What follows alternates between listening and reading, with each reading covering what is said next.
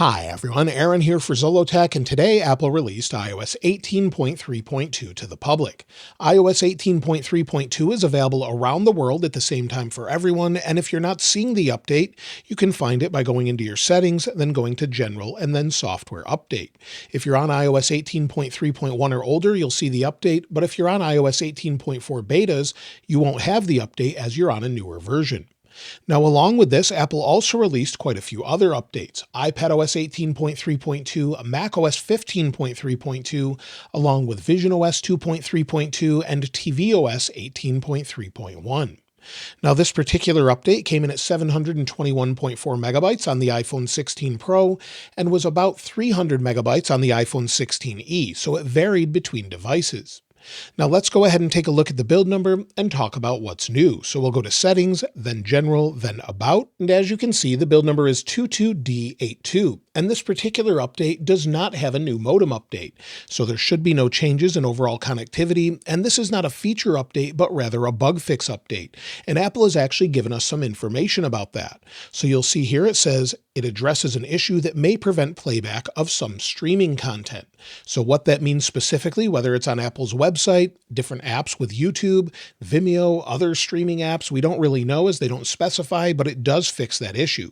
So let me know if you've had that issue in the comments below. As far as other bugs that they've fixed, well, hopefully this fixes the issue where calls were dropping. This seems to be more of an issue in India than other places, but many people complained on iOS 18.3.1 that it was dropping. We won't know if it's fixed for a little while, so we'll have to check back on the weekend with the follow-up and see if it's resolved it for most people. Now, Apple did seem to fix the stutters, it looks like, at least initially. We won't know that for a few days again, but so far, going in and out of apps, it seems nice and smooth, whether it's settings, music, or something else. When it comes to notifications, it looks like they did not fix this issue. So if we go in the 16E here, swipe down, swipe back up, sometimes they jump in, sometimes they glitch or disappear. So it looks like that particular issue has not been resolved, but I am getting notifications. As far as the wallpaper bug, well, the wallpaper dimming bug seems to be maybe not a bug, but if we scroll home, you'll see it desaturates a little bit. So swipe up, it desaturates again. So that's still an issue on this update. I'm not sure why they haven't fixed it, but it seems like they may never fix it. As far as anything else, well, apps opening slowly doesn't seem to be an issue, and touch bugs seem to be not there at this point. So if I go into maybe podcasts, you'll see it's working fine with everything. I'm just going around through, going into the camera. Everything is responding as you would expect. And this actually has a screen protector on it. And that seemed to be an issue for some people. So it looks like they've resolved those issues.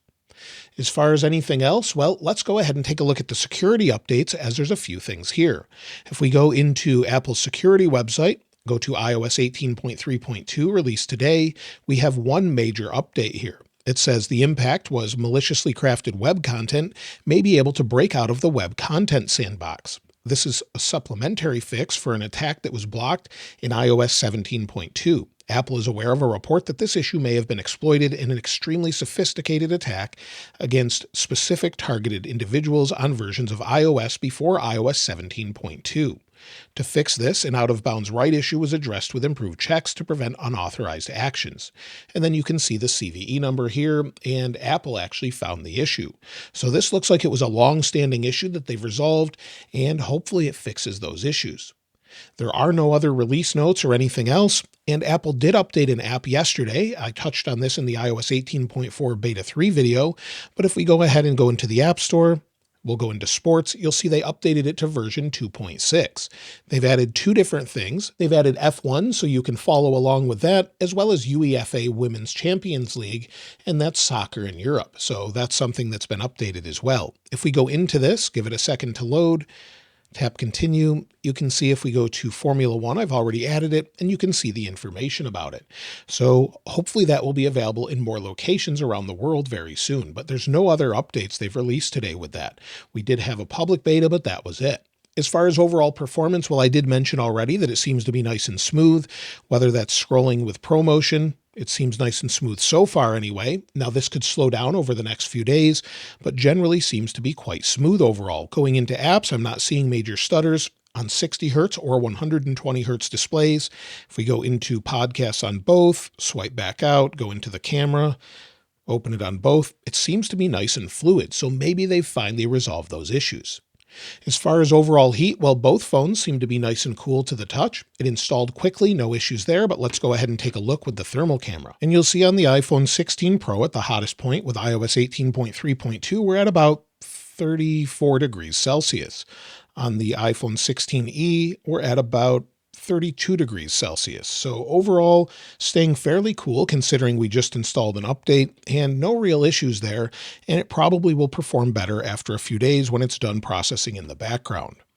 When it comes to battery life, well, let's go ahead and take a look on the iPhone 16e since I used that full time for a week and see what we've got here. So we won't know battery, of course, for a few days until we've used this, but you'll see I used this full time for a little while here, and with iOS 18.3.1, with 75% of my usage, I had 4 hours and 22 minutes of screen on time, 2 hours and 2 minutes of screen off time. Pretty decent overall, getting me to about 6 hours of screen on time throughout the day. No issues getting through the day with that. And we can take a look at battery health here, 100% with 6 cycles. Now, again, we'll have to use this for a few days, see what it's like, and we'll talk about that in the weekend follow-up to see if there's any improvements, as iOS 18.3.1 was great to start, but then started to sort of get worse over time.